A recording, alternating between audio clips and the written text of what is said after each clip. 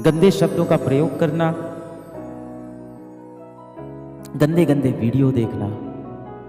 बाहर दुनिया को जीतना बहुत आसान है बेटा, सबसे पहले आप अपने मन को जीतो। ऐसा क्यों हो रहा है कि तुम कुछ और करना चाह रहे हो पर दिन भर कुछ और कर रहे हो? सीधे शब्दों में आप समझो, आप अपने जीवन का जो कंट्रोल है, आप अपने जीवन का पूरा कंट्रोल एक शैतान को दे चुके हो। कलयुग के अंदर आप देखो, जितनी भी बुरी शक्तियाँ हैं वो अब दिखाई नहीं पड़ती।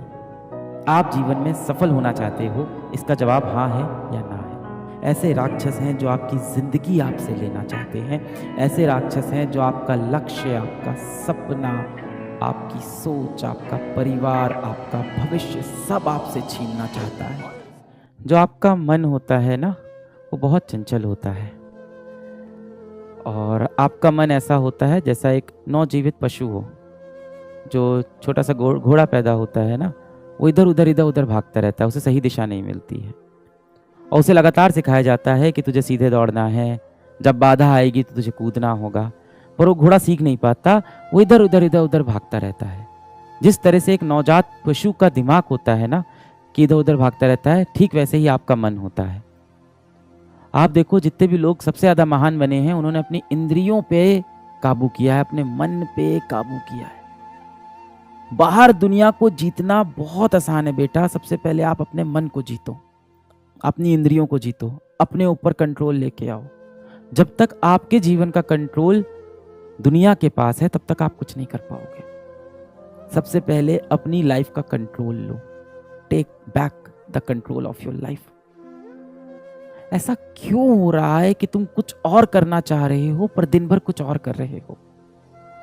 आज इस क्लास में जितने भी बच्चे हैं, सब यही चाहते होंगे कि जीवन में वो सफल हों, डॉक्टर बने, क्योंकि ये बैच में डॉक्टर बनने की पढ़ाई हो रही है। पर ऐसा क्या है कि आप दिन भर वो काम कर ही नहीं रहे हो जिससे आपको आपका लक्ष्य मिले? सीधे शब्दों में आप समझो, आप अपने जीवन का जो कंट्रोल है, आप अपने जीवन का पूरा कंट्रोल एक शैतान को दे चुके हो, जो अपने हिसाब से आपके जीवन को चला रहा है। अगर सच में तुम्हें जीवन में सफल होना है, और अपने माँ बाप के लिए क्यों, अपने लिए जीवन में कुछ करना है, अपना नाम बनाना है, अगर अपना नाम रोशन करना है। मैंने एक दिन कहा था कि माँ बाप नाम रख देते हैं, पर नाम बनाना बेटे या बेटी का काम होता है। माता पिता आपका नाम रख देते हैं कि आपका नाम रख दिया आशु, पर इस नाम को बनाने का जो काम है वो आपके ऊपर है। अगर आप सच में अपना नाम बनाना चाहते हो, अगर आपके सच में दिल में ये इच्छा है कि आप जीवन में कुछ बड़ा करोगे, तो आप दिन भर ऐसा कर क्यों नहीं पा रहे हो? आप फंस क्यों गए हो? पुराने समय में क्या होता था कि जो राक्षस होता था, जो दुश्मन होता था, जो शैतान होता था, वो सामने दिखाई पड़ता था। पर ये कलयुग आ गया है। कलयुग के अंदर आप देखो, जितनी भी बुरी शक्तियां हैं वो अब दिखाई नहीं पड़ती। उन्होंने हमारे मन के ऊपर काबू कर लिया है।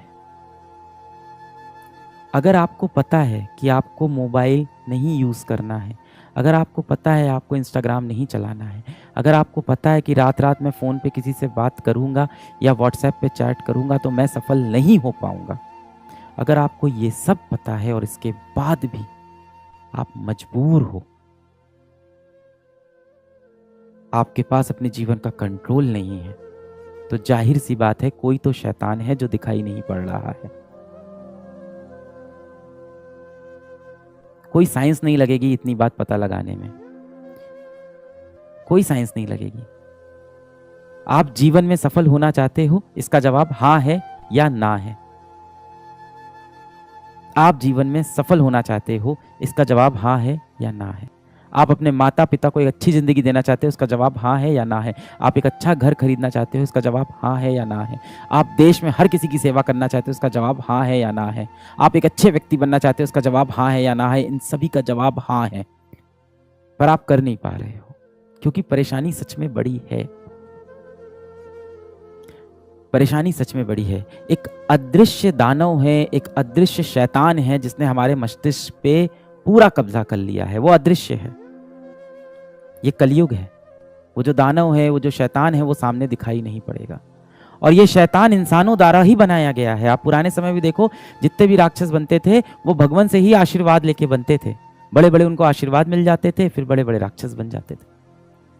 जितने भी बड़े आप राक्षस देखो, उन सभी को किसी न किसी भगवान ने ही आशीर्वाद दिया होता है। आज के समय में जो कलयुग के राक्षस हैं, उसको इंसान ने बनाया है। ऐसे राक्षस हैं जो आपका समय आपसे लेना चाहते हैं, ऐसे राक्षस हैं जो आपकी जिंदगी आपसे लेना चाहते हैं, ऐसे राक्षस हैं जो आपका लक्ष्य, आपका सपना, आपकी सोच, आपका परिवार, आपका भविष्य सब आपसे छीनना चाहता है। वो राक्षस आपके मोबाइल फोन के अंदर है।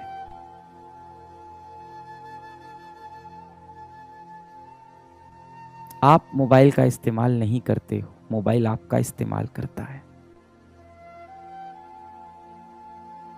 आज इस सेशन के बाद में हाथ जोड़ना भगवान श्री कृष्ण के सामने, भगवान श्री राम के सामने,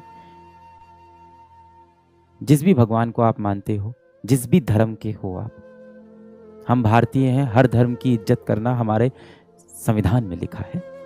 आप जिस भी धर्म के हो बेटा, जिस भी भगवान को आप मानते हो, उनके सामने हाथ जोड़ना, सच्चे दिल से माफी मांगना अपनी गलतियों के लिए, एक अच्छा इंसान बनने का संकल्प लेना, और ये क्रिया हर शाम करना शुरू कर दो। अभी हुआ क्या ना कि कलयुग के अंदर क्या हुआ कि पढ़ाई के नाम पे भगवान पे विश्वास ना करने को पढ़ाई समझने लगे लोग, कूल समझने लगे, अपने आप को एजुकेटेड समझने लगे लोग।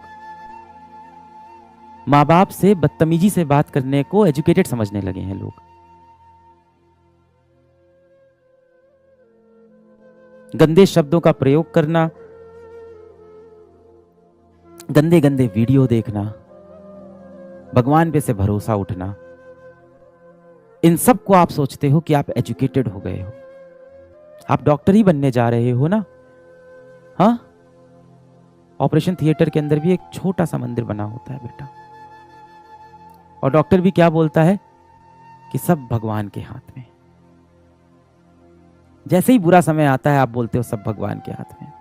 हर शाम एकदम दिल से अपने एक भगवान से, जो इस भगवान को आप मानते हो, उससे दिलो जान से एकदम कनेक्ट हो जाओ और माफी मांग लो कि आपने जो गलती की है। इतनी शक्ति मिलेगी ना बेटा आपको। जो प्रॉब्लम्स आपको लग रहा है कि चली जाएगी, क्यों नहीं जा रही है? क्योंकि इन सभी प्रॉब्लम को शक्तियां मिली हैं। किसने दी है? किसने दी है? दुनिया के बड़े बड़े दिग्गजों ने दी है। बड़े बड़े दिग्गज जो ऐसे प्लेटफॉर्म अब बना रहे हैं जो आपके समय के साथ साथ आपका भविष्य, आपका सपना, आपकी जिंदगी, आपका डेटा, आपकी चॉइसेस सब आपसे छीन ले। इनसे आपको लड़ना है तो आपको वापस जाके अपने माता पिता, अपने भगवान पे भरोसा दिखाना होगा। आपको मैं क्या मोटिवेट करूंगा भाई? आपको मोटिवेट होना है, आप बजरंग बली से मोटिवेट होना, वहां है असली शक्ति। या आप जिस भी धर्म के हो बेटा, मॉडर्न समय में ऐसा हो गया है कि अगर आप 4 दोस्तों की महफिल में बैठे हो और आपने अगर बोल दिया कि मैं भगवान कृष्ण में विश्वास रखता हूं और भगवान ने ऐसा करने को मुझको मना किया है, तो लोग आपकी हंसी उड़ाने लगते हैं। क्यों वो लोग बुरे हैं? नहीं, क्योंकि उनके दिमाग पे कलयुग के शैतान ने कब्जा कर लिया है। वो यही तो चाहता है कि आप भगवान से दूर हो जाओ, अपनी संस्कृति से दूर हो जाओ, आप अपने कर्म से भटक जाओ। श्री कृष्ण क्या बोलते हैं कि भाई कि सबसे बड़ा जो सन्यास है वो कर्म है। सबसे बड़ा जो सन्यास है वो कर्म है। आप गीता में जाना, अध्याय 18 है, और अध्याय 18 का अगर आप देखोगे तो टाइटल है सन्यास। सन्यास के ऊपर है पूरा। और अगर मैं आपको संक्षेप में बताऊं, अगर आप सोचते हो कि पहाड़ पे चले जाना और सब कुछ त्याग देना सन्यास है, भगवान श्री कृष्ण ने ये बिल्कुल नहीं बोला।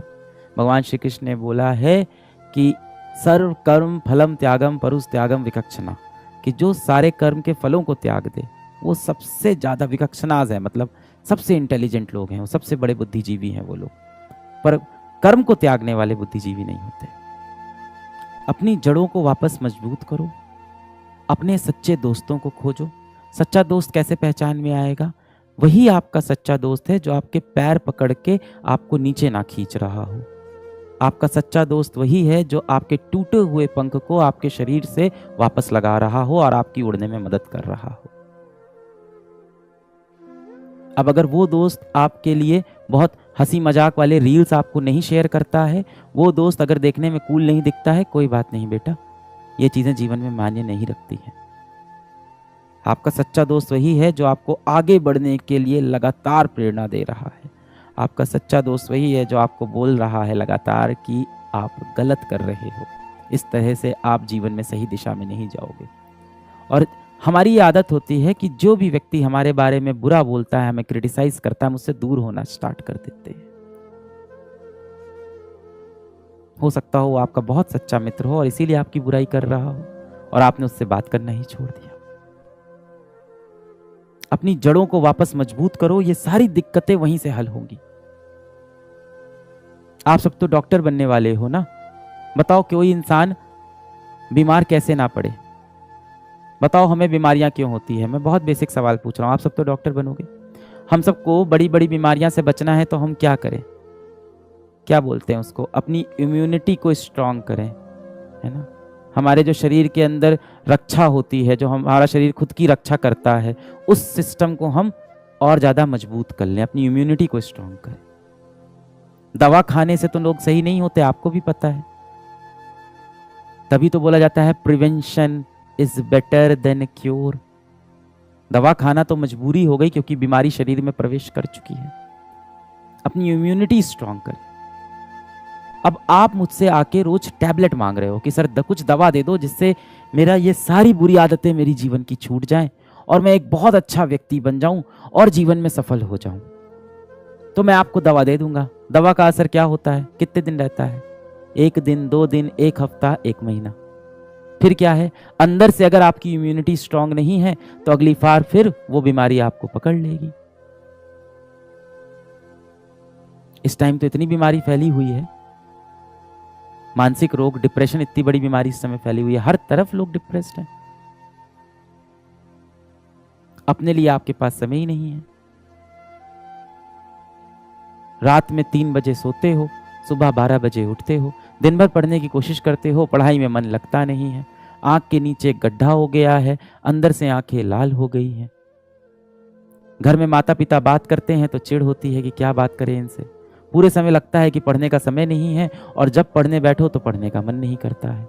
पढ़ने बैठो तो मोबाइल हाथ में लेके चलाने का मन होता है, मोबाइल चलाओ तो पूरे समय अपने अंदर से गिल्ट होता है कि मैं क्यों मोबाइल चला रहा हूं, चलो मैं पढ़ाई कर लूं।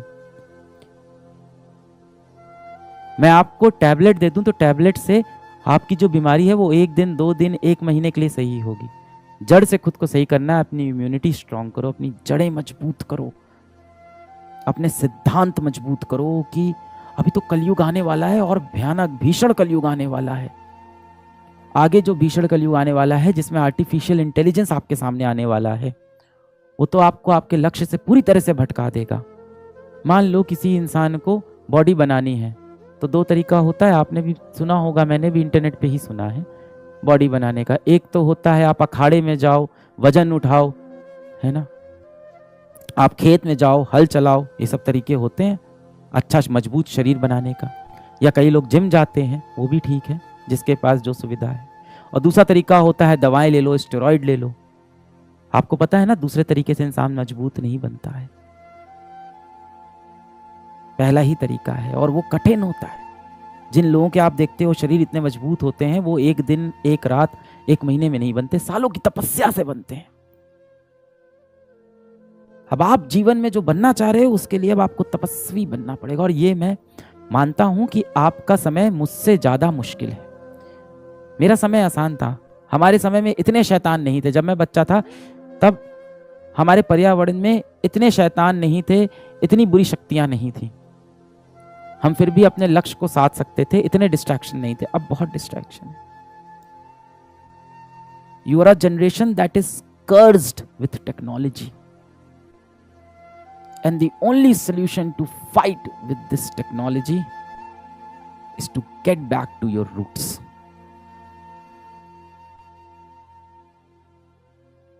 आपको क्या लगता है जो इतने बड़े बड़े टेक जाइंट हैं, जिसने इंस्टाग्राम बनाया, जिसने शॉर्ट्स बनाया, जिसने रील्स बनाया, क्या वो खुद दिन भर रील्स स्क्रॉल करते होंगे? कभी नहीं करते होंगे। आपको क्या लगता है जो लोग वेब सीरीज बनाते हैं, ओटीटी प्लेटफॉर्म बनाते हैं, वो कभी उन पे अपनी खुद की मूवीज देखते होंगे? कभी नहीं देखते होंगे। पूरे टाइम ये देखते हैं कि हमने मासूम जनता को पकड़ के अपना कंटेंट दिखाया कि नहीं दिखाया। 18 साल की उम्र के कितने बच्चे हमारा वीडियो देखते हैं, अब उनको हम अगला ऐड कौन सा दिखा दें? और किस तरह से हम मार्केट में एक वेंडर के पास जाएं और उससे बोलें, या एक कंपनी के पास जाएं और बोलें कि 18 से 20 वर्ष की आयु के हमारे पास 2 लाख बच्चे हैं जो रोज आके हमारे प्लेटफॉर्म पर मूवीज देखते हैं और लगभग 15 मिनट अपने दिन का यहीं पे व्यतीत करते हैं। क्या आपको उन बच्चों को कुछ बेचना है? अच्छा, एक मोबाइल फ़ोन बेचना है? अच्छा, कुछ किताबें बेचनी है? अच्छा, आपको उनको कुछ खिलौने बेचने हैं? आओ ऐड कर दो। दुनिया बहुत बड़ी है। अगर आप प्रॉब्लम को सही में सॉल्व करना चाहते हो तो अब आपको इस दिशा में सोचना पड़ेगा, रूट्स पे वापस आना पड़ेगा।